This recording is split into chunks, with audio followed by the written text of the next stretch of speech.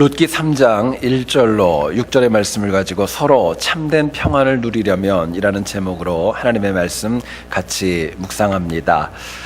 지난 2004년 게리 로스 감독의 시 비스킷이라고 하는 영화가 오스카상 후보작으로 올랐습니다.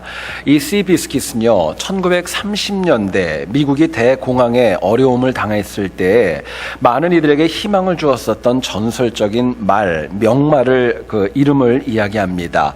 하지만 처음부터 그렇게 명마는 아니었던 것 같습니다. 비록 좋은 혈통 출신이었었지만 조련되지 않았었고 몸집도 굉장히 작았고 또 다리도 구부정하여서 출전하는 경기마다 많은 낙오로 인하여서 뒤처질 때가 참 많이 있었던 겁니다.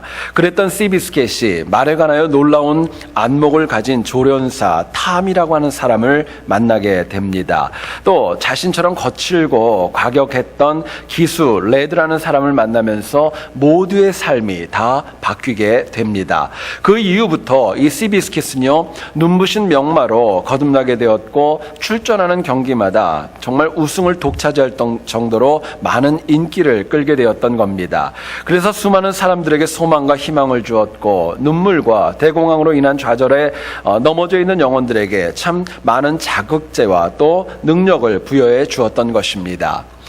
한자 사자성어 가운데 저희들이 많이 듣지 않은 이야기인데요, 고장난명이라는 단어가 있습니다. 아마 이 단어는 여러분 잘 모르실 거예요. 고장난명이라는 이 뜻은 무슨 뜻이냐면은 한 손만 움직이면 소리가 나지 않고 오히려 손뼉을 쳐야, 마주쳐야 소리가 난다라고 하는 그런 뜻을 가지고 있습니다. 시비스킷이 아무리 명마 출신이었지만 혼자서 희망을 줄 수 있는 그런 말은 아니었습니다. 또한 탐과 레드 역시 시비스킷을 만나지 못했다면 아마도 아무것도 아니게 되었을지도 모르겠습니다. 이들의 참된 삶의 의미를 찾았던 이유가 있다면 서로가 서로를 향하여서 희생과 사랑하는 마음이 있었기 때문이었습니다. 뿐만 아니라 힘들고 어려운 가운데서도 서로를 의지했고 순종하고 합력하여서 일치하여서 많은 기록을 세울 수 있었던 것입니다. 여러분, 참된 평안, 이 평안은 한쪽만 일방적이지 않고 양쪽이 다 느낄 수 있어야 됩니다. 만약에 한쪽은 굉장히 기쁜데 다른 한쪽은 전혀 느끼지 못한다면요, 그것은 바른 관계가 아니기 때문에 결국은 깨질 수밖에 없는 것입니다. 이것은 인간관계뿐만이 아니라 사람과 또 하나님과의 관계도 다르지 않습니다. 참된 평안은 인간과 하나님 그리고 상대방과 내가 함께 온전한 상호 소통이 이루어질 때에 비로소 이루어질 수 있다는 것을 저희들에게 도전합니다. 오늘 본문을 보면 보아스라는 인물이 등장을 하지요. 엘리멜렉 가문의 기업물을 짜였고 베들레헴 지역의 유력자로 소개가 됩니다. 또한 이 보아스는 모압 여인이었던 룻의 선행과 신실함에 참 많은 호감을 가지고 있었던 인물이었습니다. 여기에 이 나오미가 그런 계획을 세우게 됩니다. 룻과 보아스가 결혼을 하고 가정을 이루게 도와줘야 되겠다라는 마음을 품게 됩니다. 하지만 당시 상식과 율법을 보게 되면 유대인과 그것도 어떤 지역의 유력자와 이방 여인, 그것도 모압 여인과의 가정을 이룬다는 것은 사실은 불가능한 일이었던 것입니다. 하지만 오늘 본문을 보게 되면 룻과 보아스 그리고 나오미와 모든 사람들이 다 위로부터 공급하시는 참된 평안을 누리며 살아가는 것을 저희들에게 보여줍니다. 오늘 본문을 통해서 우리가 어떻게 하면 내 주변과 또 하나님과 참된 평안을 함께 서로 상호적으로 누릴 수 있을까? 본문이 주는 메시지를 같이 한번 나누어 보기를 소원합니다. 첫 번째로 생각할 것은요, 서로 참된 평안을 누리려면 희생적인 사랑과 헌신이 있어야 됩니다. 누군가를 향하여서 희생적인 사랑과 헌신이 있을 때에 비로소 참된 상호 간의 평안을 누릴 수 있다는 것입니다. 오늘 본문의 내용을 가만히 보면 이 나오미라는 여인을 한번 생각해 보시죠. 룻이 없었다면 생활이 안 될 정도로 어렵고 또 힘든 삶을 살아가고 있었습니다. 나이가 적지 않아서 이삭을 주울 수도 없었고 의지할 곳이 없는 사회적으로 가장 외면당하는 과부였었습니다. 사적으로 개인적으로 생각해 보면은요, 이 룻이 결혼하지 않는 것이 더 좋았던 그런 상황이었었습니다. 그런데 나오미는 룻의 발목을 잡을 수 없었던 거예요. 나오미는 이 자신의 편안함보다도 이 룻의 미래와 행복을 위하여서 가정, 보금자리를 갖다가 이루어줘야 되겠다는 마음을 품게 되었던 것입니다. 여러분 생각해 보면은요, 내가 뭔가가 있어서 주고 나누는 것도 사랑입니다. 근데 이것보다 더 고귀하고 더 큰 사랑이 있습니다. 그것은 뭐냐면은요, 내가 누리지 못하고 내 것을 잃으면서까지도 누군가를 세워줄 수 있는, 누군가에게 줄 수 있는 그 사랑이 훨씬 더 고귀한 것입니다. 여러분, 나오미가 룻을 결혼시켜야겠다는 마음은 자신의 사시는 많은 부분들, 어쩌면 미래까지도 희생하고 헌신하는 마음가짐으로 며느리의 그 결혼 자리를 알아보게 되었던 것입니다. 이처럼 룻을 향한 헌신과 사랑이 있었기 때문에 이 룻과 나오미는 고부간에 참된 평안을 누릴 수 있게 되었던 것입니다.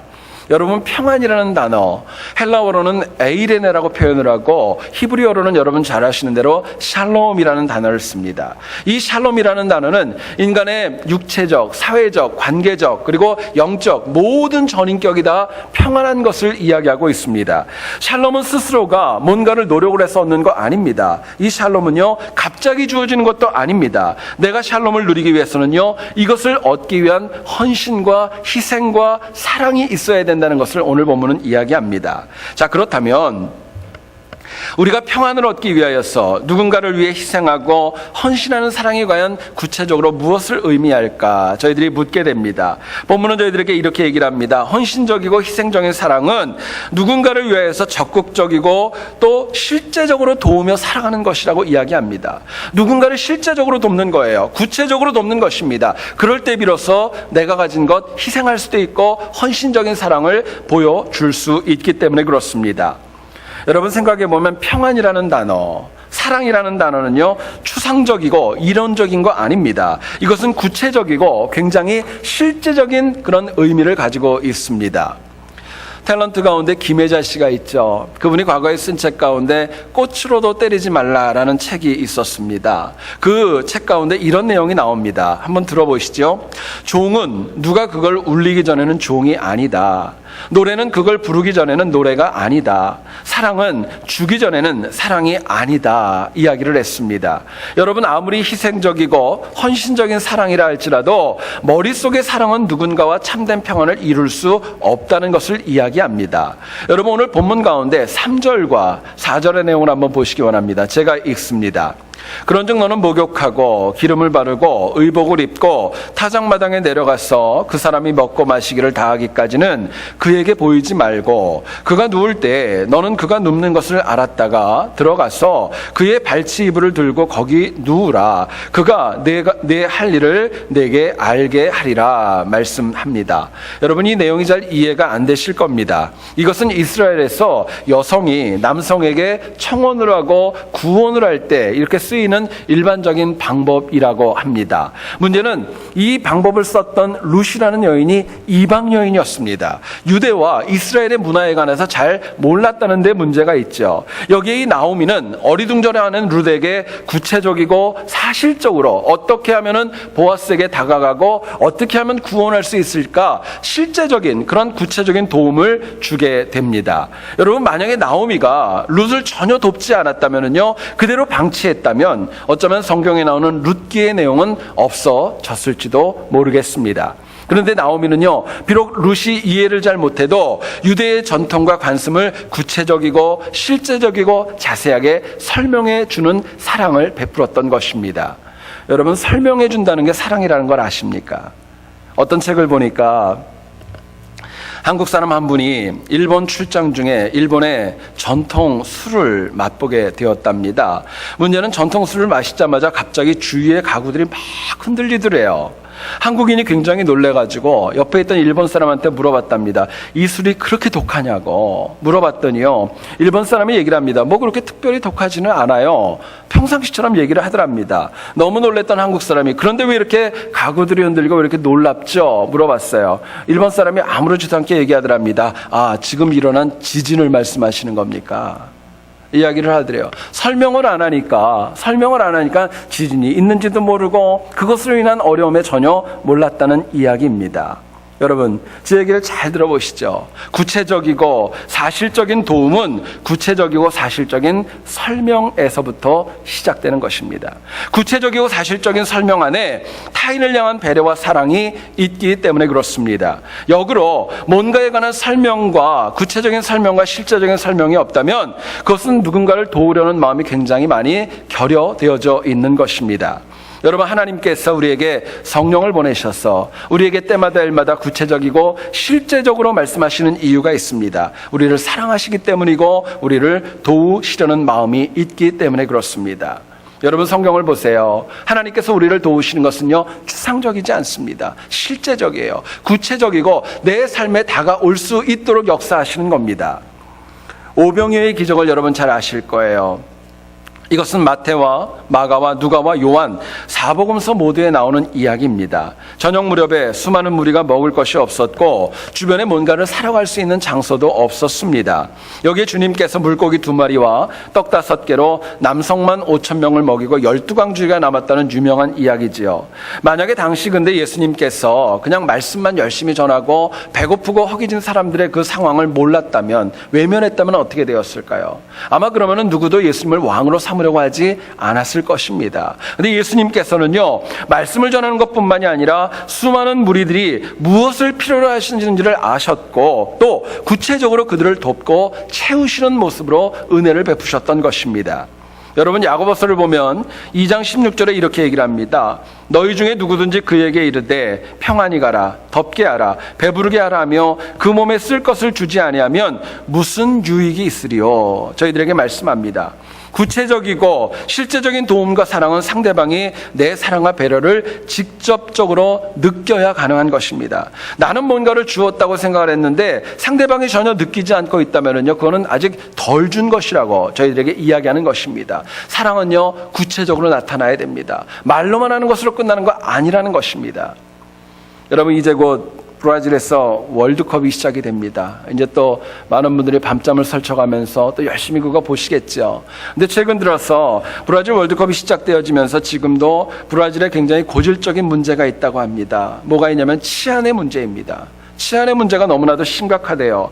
여기에 최근 캐나다에서 브라질 월드컵 해외여행자 안내서를 만들면서 이런 지침을 주었다고 합니다. 브라질에 가서 월드컵 구경을 할 때 강도를 만나면 반응하지 말라. 2번째, 절대로 소리 지르지 마라. 3번째, 절대로 언쟁하지 마라. 혹시 여러분들 가운데 갈 분 있습니까? 잘 기억하셔야 돼요. 이거 절대로 반응하지 말고 소리 지르지 말고 언쟁하지 말라는 거예요. 이유가 있습니다. 브라질 강도들 대부분이 다 총기를 소유하고 있고 만약에 관광객이 소리를 지르면 사망사고로 발생할 수 있는 가능성이 굉장히 높다는 것입니다. 이게 제 얘기가 아니라 신문에 나온 거예요. 강도를 만나면 아예 순순히 돈을 주면 더 큰 피해를 줄일 수 있다고 조언하는 것입니다. 여러분, 이것으로 인하여 사실은 세계 곳곳에서 브라질에서 개최되는 월드컵을 반대하기 위해서 그거 중지하라고 많은 캠페인까지도 있었습니다. 미국의 경우는 치안을 위하여서 군중을 컨트롤할 수 있는 방법들, 국경 경계 프로그램들 많은 것들을 제공하기까지 했습니다. 브라질에서는요, 무려 15만 명이나 되는 그런 경찰들 또 군인들까지 풀어가지고 치안을 유지하기 위해서 많은 도움을 주고 있다고 합니다. 여러분, 도움은요, 실제적이어야 됩니다. 말만 하는 건 되는 거 아닙니다. 이미 알고 있는 문제점을 지적만 하는 것은 사랑 아닙니다. 하지만 저를 비롯한 우리는 너무나도 많이 비판하고 지적하는 것에만 너무나도 익숙한 것이 오늘 우리의 모습입니다. 그런데 예수님 말씀하시죠. 마태복음 7장 1절로 2절에서 이야기합니다. 비판을 받지 아니하려거든 비판하지 말라. 너희가 비판하는 그 비판으로 너희가 비판을 받을 것이요 너희가 헤아리는 그 헤아림으로 너희가 헤아림을 받을 것이다 말씀하십니다. 비판과 지적보다는 실제로 필요한 것을 구체적으로 돕고 채워주는 노력이 저희들에게 필요한 것입니다. 문제는 안 찾는 것이지 관심을 가지고 찾으면 누군가를 돕고 세울 수 있는 방법은 얼마든지 찾을 수 있다고 이야기하는 것입니다. 여러분, 저는 이 말씀을 묵상하면서 그런 생각이 들었습니다. 우리가 이 땅을 살면서 누군가에게 도움을 받는 것도 중요하지만은요, 도움을 주는 삶이 더 복된 것입니다.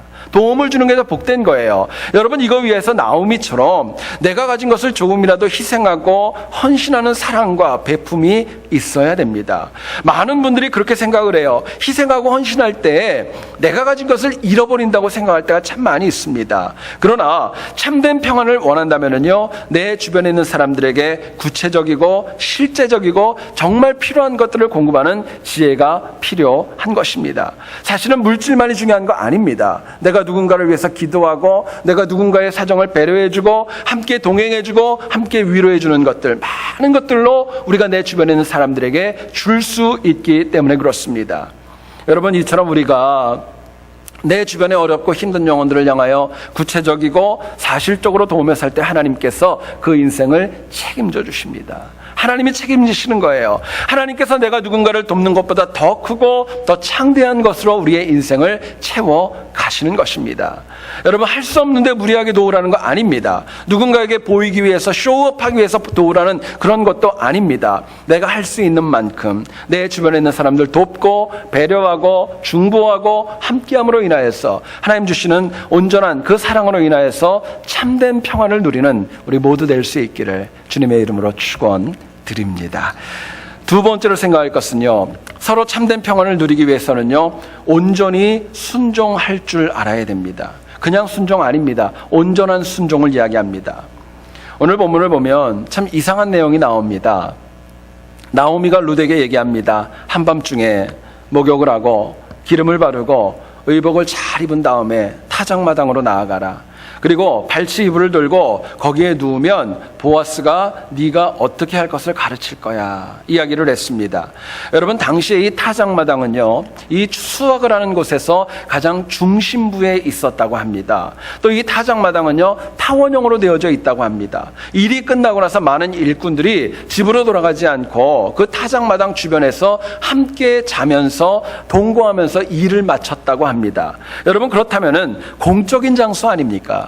근데 이 공적인 장소에서 은밀히 이불 속으로 들어가는 것, 아무리 생각해도 이건 쉽지 않은 것이고, 또 상식적으로도 이거는 참 어렵고 어려운 일이 아닐 수 없는 것입니다. 그런데요, 오늘 본문을 보면 5절과 6절을 한번 보시죠. 룻이 시어머니에게 이르되 어머니의 말씀대로 내가 다 행하리이다 하니라. 그가 타작마당으로 내려가서 시어머니의 명령대로 다 하니라 말씀합니다. 여러분, 룻의 입장에서 할 말이 있지 않았겠습니까? 시어머니를 향해 그렇게 항의할 수도 있었을 것 같아요. 왜 내가 그래야 됩니까? 왜 그래야 됩니까? 또 어떻게 나한테 그런 일을 시킬 수가 있습니까? 도대체 나를 뭘로 보고 그러느냐? 항변하고 항의할 수도 있었습니다. 그런데 룻은요, 나오미가 말한 그대로 순종하여서 결국에는 가정을 이루게 되었고, 나중에는 다윗 왕의 조상으로 인정받는 은혜를 누리게 됩니다.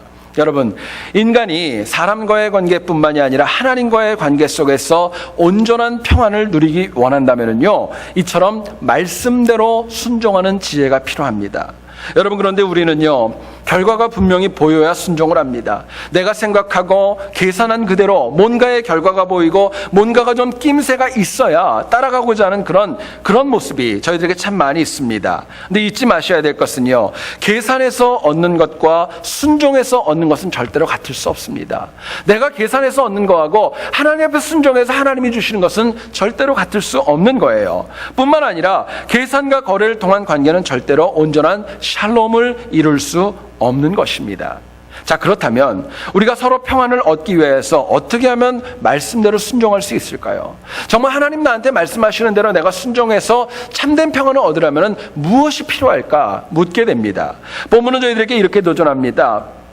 우리에게 확고한 믿음이 있을 때, 흔들리지 않고 확실하게 믿는 믿음이 있을 때 말씀한 그대로 순종할 수 있다고 도전을 합니다.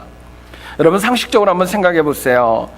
젊은 여인이었던 룻이 어떻게 몇 번 보지도 않은 남자에게 청혼을 먼저 할 수 있었을까? 쉽지 않은 일이죠. 또 공적 공간인 타작마당에서 남성이 누운 이불 속으로 들어가는 것, 참 생각하면 생각할수록 말도 되지 않고 어색하기 그지없는 일입니다.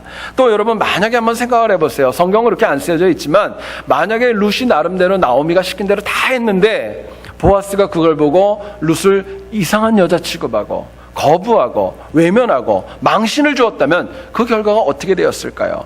아무리 생각을 해도 쉽지 않았지만은 룻은 그럼에도 불구하고 나오미가 이야기하는 대로 그대로 순종하며 나아갑니다. 이유가 있었습니다. 그만큼 나오미를 믿었기 때문이에요.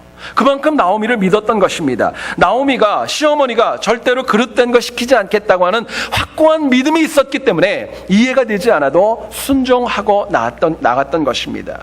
여러분 잊지 마셔야 될 귀한 명제가 있습니다. 사람은요, 믿는 만큼 순종하는 것입니다.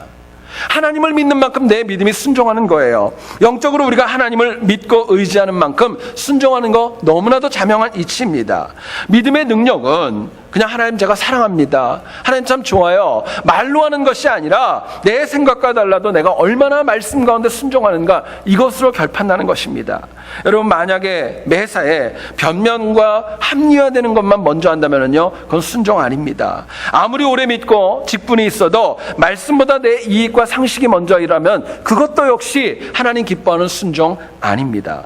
결국 내 믿음이 얼마나 깊은가, 여러분 남에게 물어볼 거 없어요. 나에게 물어보세요. 내가 하나님 나에게 말씀하시는 대로 내가 얼마나 말씀하신 그대로 순종하는가, 그것으로 인하여 내 믿음이 결정되어지는 것입니다. 창세기를 보면 22장 2절에 이런 말씀이 나옵니다. 여호와께서 이르시되 내 아들 내 사랑하는 독자 이삭을 데리고 모리아 땅으로 가서 내가 내게 일러준 한 산, 거기서 그를 번제로 드리라 말씀합니다.